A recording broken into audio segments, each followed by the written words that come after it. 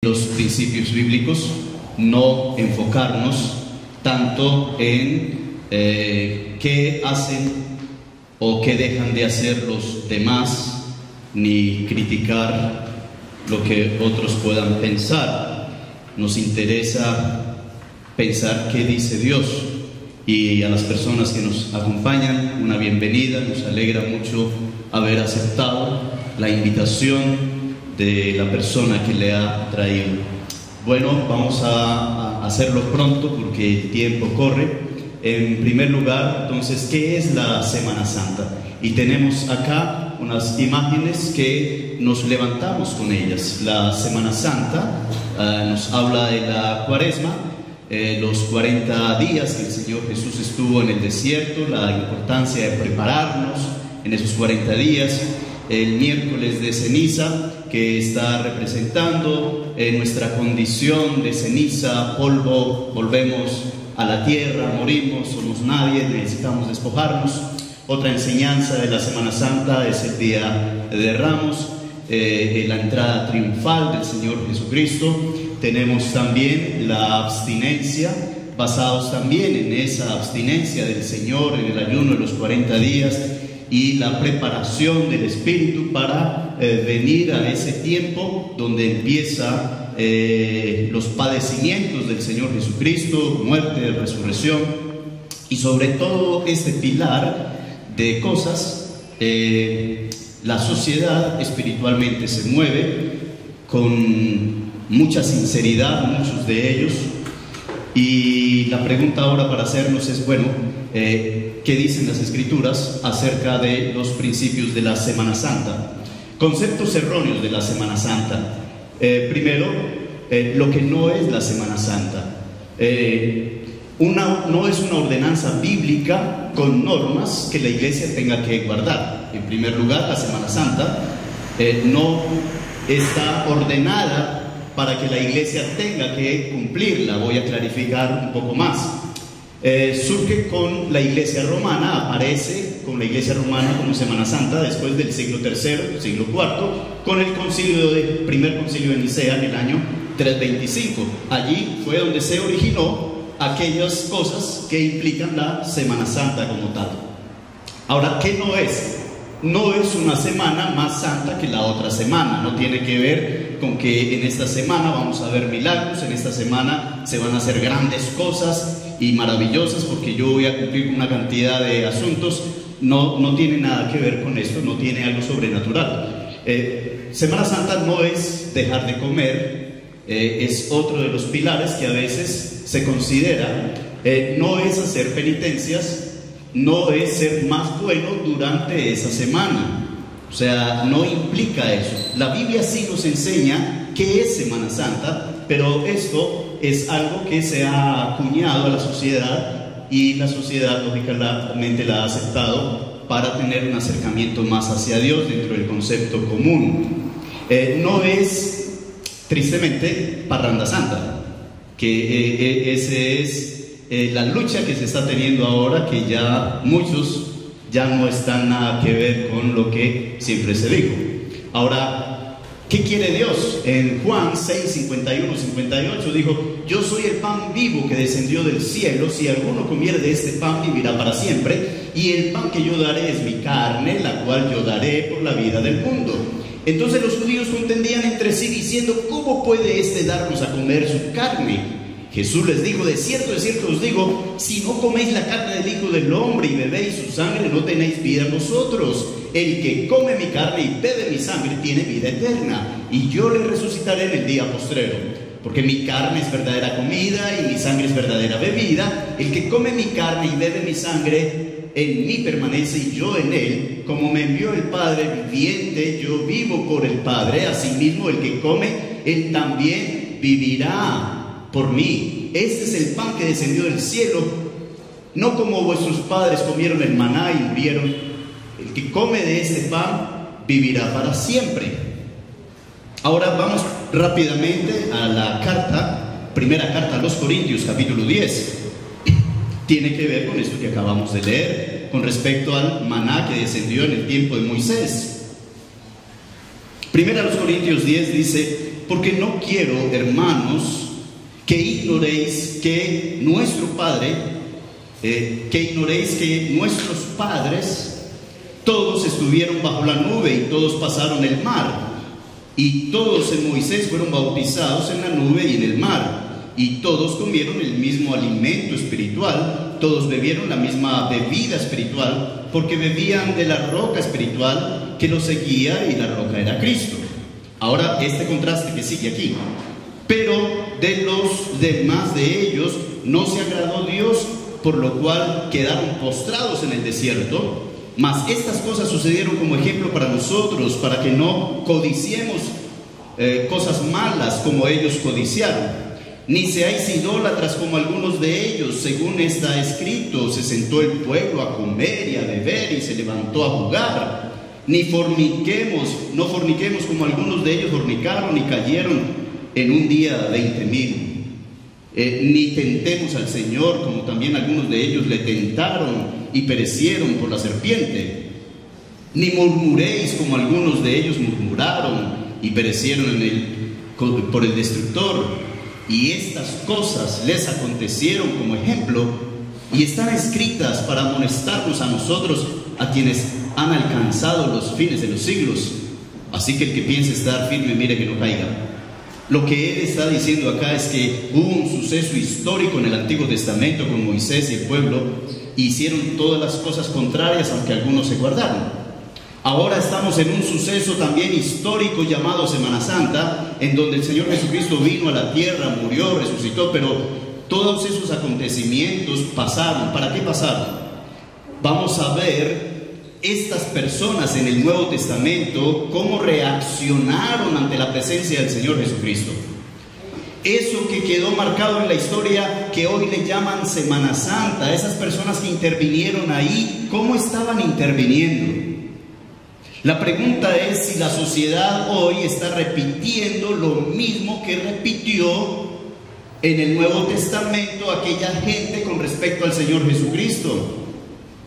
Se está celebrando Semana Santa, pero ¿hasta qué punto esa multitud de personas que seguían a Jesús y que luego terminaron diciendo: a él crucifícale, suéltale a Barrabás?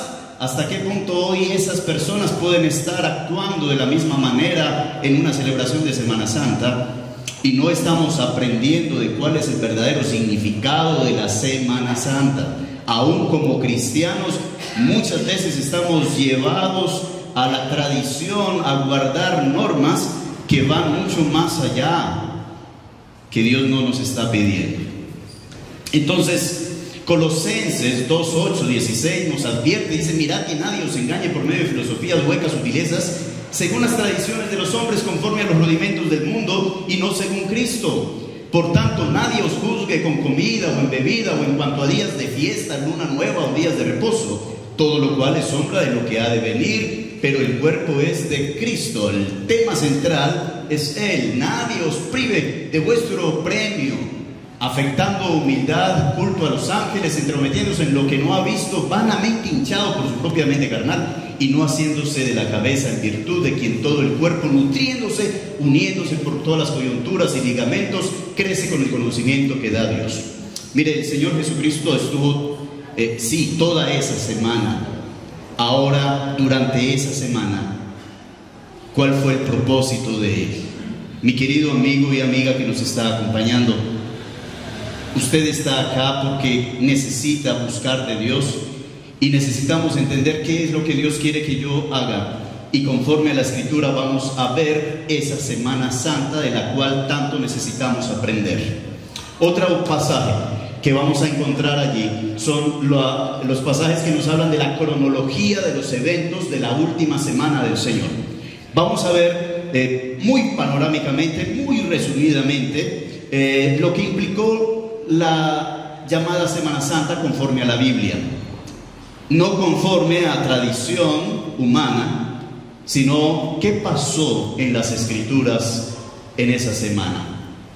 Primero, la entrada a la ciudad y al templo. Eso sucedió el domingo. Marcos capítulo 11, vamos a empezar allí y no nos vamos a mover mucho de ese evangelio, Marcos 11, versículo 1.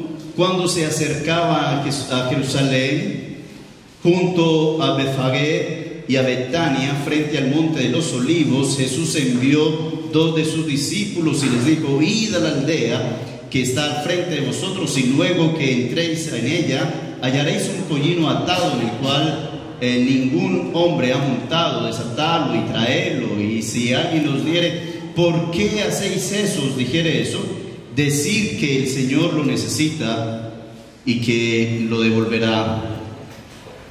Vamos por tiempo a pasar al versículo 9. Y los que iban delante cuando el Señor se montó en el pollino, y los que venían detrás daban voces diciendo: Hosana, bendito el que viene en el nombre del Señor. Y, en el verso 8, también muchos tendían sus mantos por el camino, y otros cortaban ramas de los árboles y las tendían por el camino. Y iban delante diciendo: Hosana, bendito el que viene en el nombre del Señor.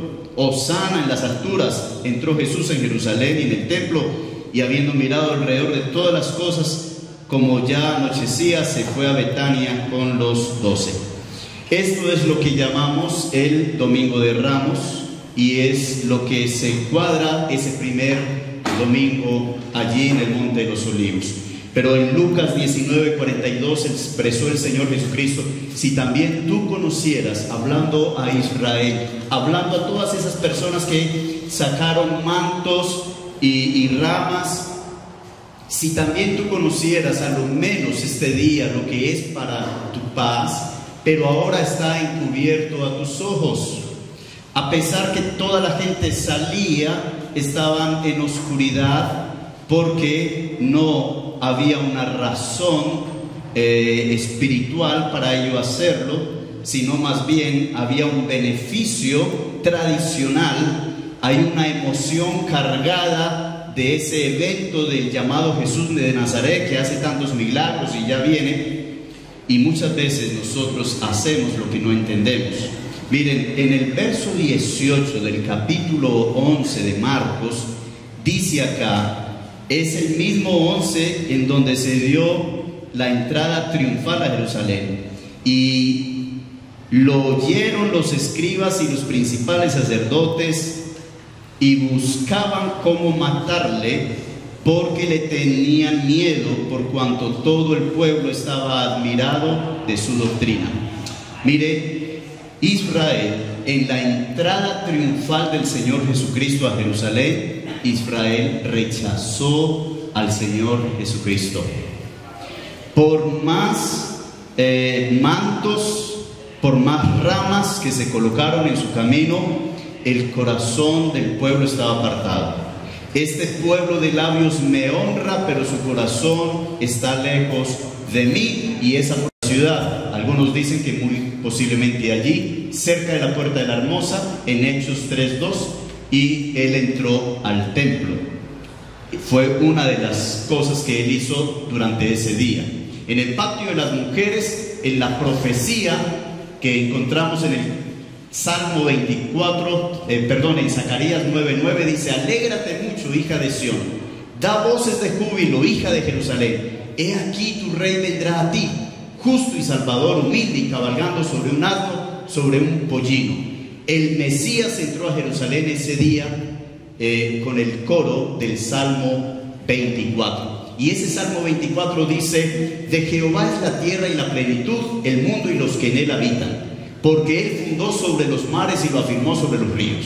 ¿Quién subirá al monte de Jehová y quién estará en su lugar santo? El limpio de manos y puro de corazón, el que no ha elevado su alma a cosa vana, ni ha jurado con engaño. Él recibirá bendición de Jehová y justicia del Dios de salvación.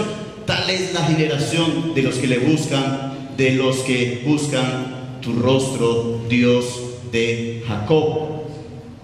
Alzad puertas vuestras cabezas, alzaos vosotras puertas eternas, y entrará el Rey de Gloria. ¿Quién es el Rey de Gloria? Jehová el fuerte, el valiente, Jehová el poderoso en batalla. Alzad puertas vuestras cabezas, alzaos vosotras puertas eternas, y entrará el Rey de Gloria. Y nuevamente repite: este es el Rey de Gloria, es Jehová de los ejércitos, el Rey de Gloria.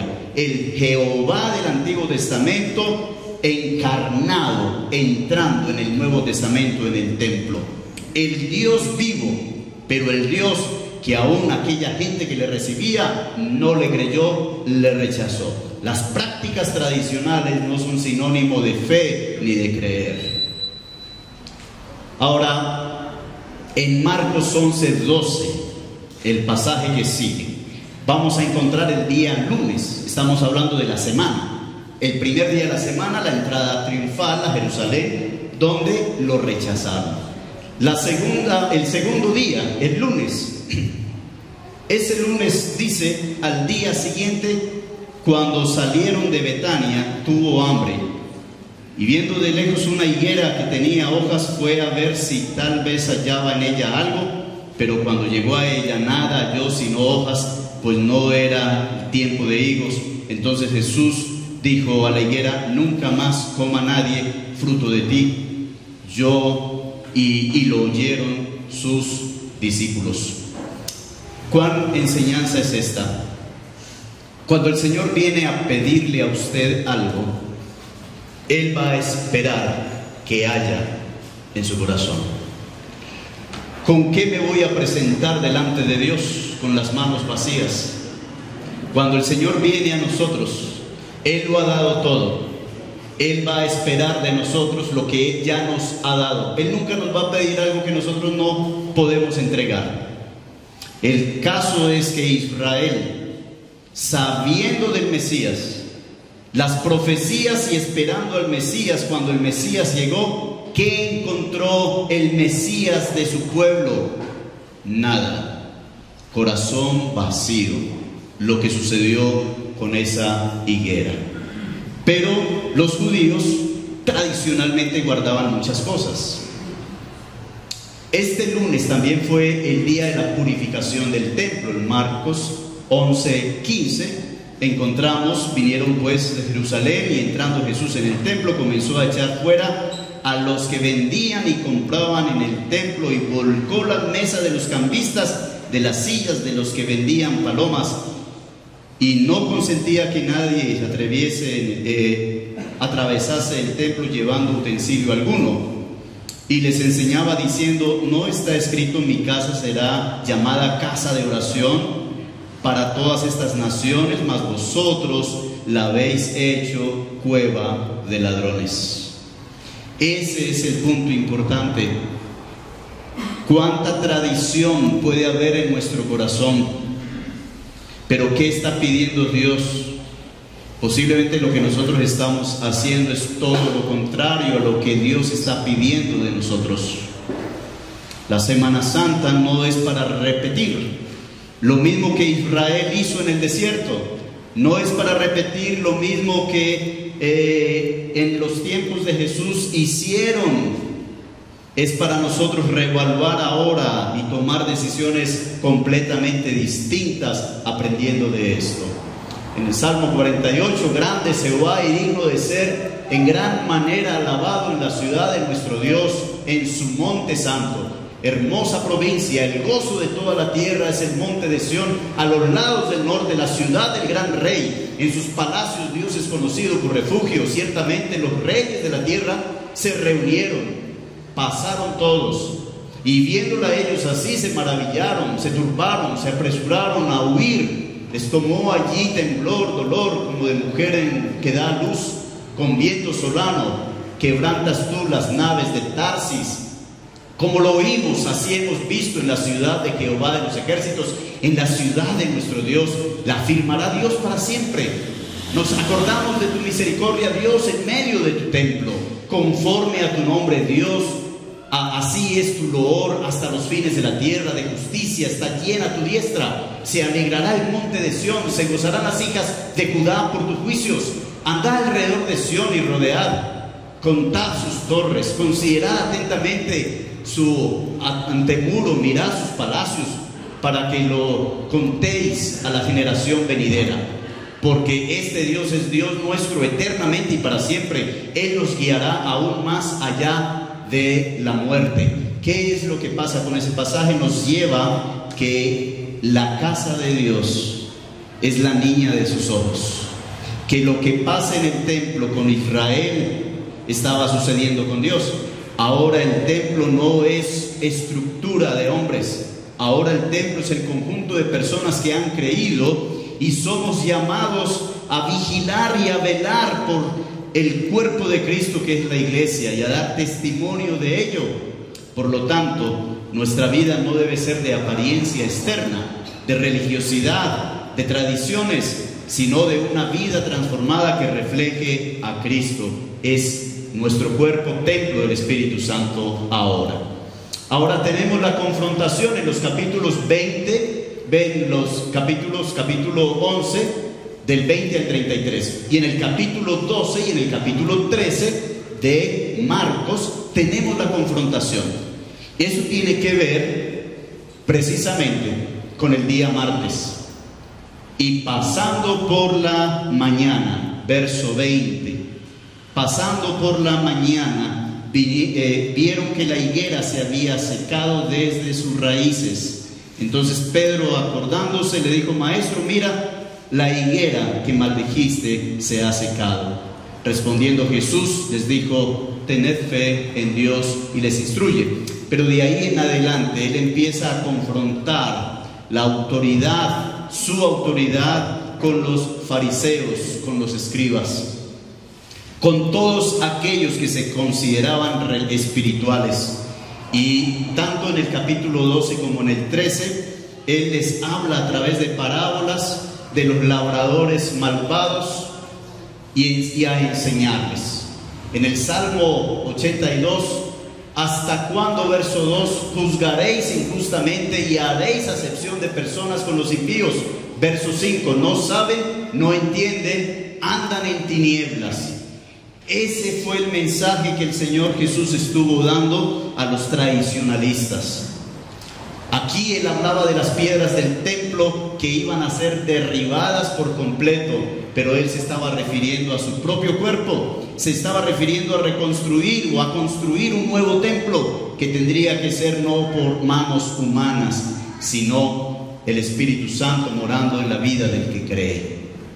Luego encontramos la parábola de los labradores malvados, refiriéndose precisamente a aquellos que estaban en el servicio, pero hacían todo lo contrario a lo que el dueño les había, o el amo les había entregado. Luego les habla de los herodianos, del tributo y de lo que implica para el pueblo poner su confianza en las cosas terrenales. Luego la parábola de las fiestas de la boda tiene que ser con ese mismo martes, lo entrega en Mateo 22. Ese mismo martes les habló sobre esa fiesta de las bodas. Pero el miércoles, Marcos 14:1, luego en el 14:1 dice: 2 días después era la Pascua y la fiesta de los panes sin levadura. El miércoles, la preparación. El cordero es ungido y se prepara para el complot y la traición. De esa manera Israel se preparaba para la fiesta que tenía que ver con la Pascua. Pero Cristo mismo era el cordero pascual que se estaba preparando para morir, como dice la misma escritura. He ahí Juan el Bautista, cuando lo ve, dice: este es el Cordero de Dios que quita el pecado del mundo. Israel celebraba la Pascua con animales, pero he ahí Cristo, el Cordero de Dios que quita el pecado del mundo, ahora el miércoles estaba siendo preparado. Y allí una mujer se acerca y unge sus pies, unge su cabeza, unge su cuerpo para el día preciso de su sepultura. Muchas cosas estas personas no sabían de lo que estaba pasando, pero el Señor sabía que se estaba cumpliendo su tiempo, que era la última semana. Si usted llega a saber que le queda una semana de vida, ¿qué haría? Muy seguramente, conforme a sus prioridades, conforme a la formación que usted tuvo, se gastaría sus tarjetas de crédito lo más que pueda para disfrutar de este mundo y dejarle las deudas al banco, o posiblemente la pasaría más tiempo con su familia, o posiblemente estaría más dedicado a las cosas de Dios, no lo sé. Pero el Señor Jesucristo sabía que le quedaba una semana, y de esa semana iban menos días, porque era necesario cumplir la voluntad del Padre, venir. El Hijo de Dios no estimó el ser igual a Dios como cosa que aferrarse, sino que se despojó, se hizo hombre para morir por nosotros y darnos la vida eterna. Encontramos el acontecimiento del miércoles, el complot del Sanedrín, la unción de Jesús en Betania y el convenio de Judas Iscariote para entregarle. Esos sucesos sucedieron el miércoles conforme a Marcos 14. Este es Getsemaní, donde él pasó la noche difícil. En Marcos 12, el primer día de la semana de los panes sin levadura, cuando sacrificaban el cordero de la Pascua, jueves. Ya estamos en el día jueves. Ya todo está siendo preparado. El anticipado conocimiento de Dios ya ha determinado las personas que estarían involucradas en ese suceso, y es la última cena. De la Pascua judía, ahora Él está personificando la nueva Pascua. Cristo es nuestra Pascua. Ya no es necesario que nosotros dejemos de comer carne roja para comer solo pescado, para guardar la Pascua, porque nuestra Pascua es Cristo. Él está vivo, está aquí con nosotros. Él es el pan de vida. Hemos comido de Él, hemos creído en Él. Él es nuestra plenitud. Y cada primer día de la semana estamos haciendo memoria del Señor Jesucristo. Esa es una de las cosas que quedaron como ordenanza. No una semana, el primer día de la semana, acercarnos a Él, adorarle y entregarle todo lo que es digno de Él. Pero Él sale de allí, de la cena, se va a Getsemaní, y como grandes gotas de sangre en su sudor, entrega al Padre su voluntad. Pasa de mí esta copa, pero que no sea como yo, sino como tú. Y el Padre hace silencio y no da respuesta. Un ángel viene para consolarle. No hay otro medio. Tienes que morir por los miserables pecadores, por aquellos que están condenados al infierno, porque de tal manera amó Dios al mundo, a los pecadores, que Cristo murió por nosotros. Esa era la sentencia. Viene la cuadrilla de hombres religiosos para acabar con el Mesías. Satanás queriendo destruir la obra redentora. Un hombre llamado Judas le da su beso, un beso de hombre, y allí el Señor está ante los sacerdotes ya en prisión. El 10 del mes de Nisan, el Cordero para la Pascua entrará a la casa. El 14 mes de Nisan era el día cuando sacrificaban el Cordero de la Pascua, y era el jueves de la Semana Santa, o sea, de esa semana. Concluimos que la entrada a Jerusalén el domingo era el 10 de Nisan, según Éxodo 12:3. Era esto el día cuando guardaban el Cordero en sus casas. ¿Es el Señor, el Cordero de Dios, en realidad el centro de su vida, y es Él el centro de la iglesia local? ¿Es Cristo, el Cordero de Dios, la cabeza de la iglesia, o es un hombre quien dirige y gobierna la iglesia? Que sea Cristo. Marcos 15 encontramos el día viernes, muy de mañana, ya los sacerdotes. Marcos 15, dice la Escritura: muy de mañana, habiendo tenido consejo los principales sacerdotes con los ancianos, con los escribas y con todo el concilio, llevaron a Jesús atado y le entregaron a Pilato. Entonces, allí entra el tiempo donde el Cordero es puesto en el altar de sacrificio. Es donde el Cordero empieza a ser flagelado, el llamado apóstol. Tenemos también allí a otros, los ancianos religiosos del gobierno judío, los principales sacerdotes, jefes de la guardia del templo, alguaciles, Malco, el siervo del sumo sacerdote, que se le voló la oreja por pasión de Pedro, del cual el Señor le restauró su oreja otra vez. Mucha gente que le acompañaba, el tribuno y los soldados romanos. Sin duda nosotros también estuvimos invisiblemente allí, porque somos parte de la miserableza del pecado, porque por nosotros fue que Cristo murió. Porque Cristo, aunque nadie le quita la vida, sino que Él la toma, Él la entrega y la toma, la vuelve a retomar, aún así nosotros hicimos parte de lo que implicó la muerte de Cristo. Fue por nuestro pecado que Él vino. El día de la crucifixión, el viernes, el jueves por la noche, la comida de la Pascua, a las 9 la crucifixión, 9 de la mañana, de 12 a 3 p.m. las tinieblas, y de 3 p.m. la muerte de Jesús. Por ti y por mí lo hizo. Antes de las 6 de la tarde fue sepultado por la tradición del día de reposo. Este es el Gólgota, llamado también el lugar de la calavera, el Calvario. Lugar de la calavera por estos dos huequitos, esta naricita y estas muelitas y tan parecidito. Simplemente es una curiosidad que hay ahí. Marcos 16:1. Cuando pasó el día de reposo, el día sábado, Marcos 16, María Magdalena, María la madre de Jacob y Salomé compraron especies aromáticas para ir a ungirle. Y muy de mañana, el primer día de la semana. Este fue a lo que se llama la vigilia, el luto. Nosotros no tenemos Semana Santa para guardar una cantidad de cosas.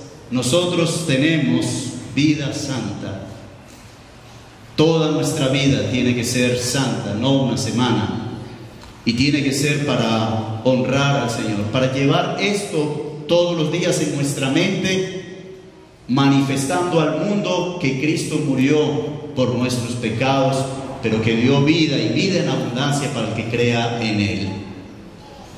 Durante los 24 horas del sábado, el cuerpo del Mesías estaba en la tumba. Mateo 27, Marcos, Juan. El sábado descansaban los judíos, porque este día era un símbolo de descanso. Ahora Dios les había demandado que ese día se descansaba. Lo interesante es que los judíos están descansando mientras el Mesías, que tanto estaban esperando, está en la tumba. ¡Qué contradicción! La gente se está emborrachando, la gente está viviendo su vida, pero al mismo tiempo están pensando que Jesús, pobrecito, está sufriendo. Se ven las películas, pero no les toca, no tiene nada que ver con ellos. Pasa la semana y se acabó todo. ¿Qué fecha viene? La nueva fecha es la que hay que celebrar. Eso no es lo que Dios quiere. El Salmo 92, bueno es alabarte, oh Jehová, y cantar salmos a tu nombre, anunciar por la mañana tu misericordia, tu fidelidad cada noche, con el decacordio, con el salterio, con el tono suave, con arpa, por cuanto me has alegrado, Jehová, con tus obras, con las obras de tus manos me gozo. Cuán grandes son tus obras, Jehová, muy profundos son tus pensamientos. El hombre necio no sabe y el insensato no entiende esto. Cuando brotan los impíos como la hierba y florecen todos los que hacen maldad, es para ser destruidos eternamente. Dios ha venido para advertirnos del pecado que nos separa de Él, y que podamos conocerle y glorificar su nombre y llevar una vida en plenitud en Él. Sigue el pasaje, les recomiendo que lo puedan leer en casa. En Marcos 16:2, muy de mañana, el primer día de la semana, domingo. Ahí ya encontramos el momento crucial. Entonces, vienen al sepulcro, ya ha salido el sol, pero decían entre sí: ¿quién nos removió la piedra de la entrada del sepulcro?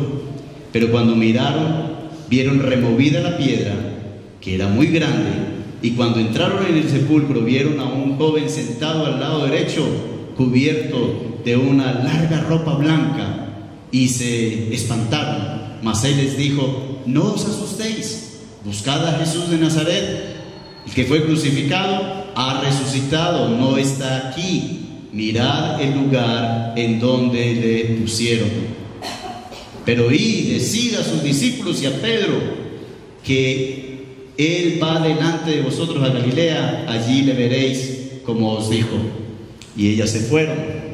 Él vive. Esta es la Semana Santa en la historia de la Biblia. Pero no es la semana para nosotros hacer cosas contrarias.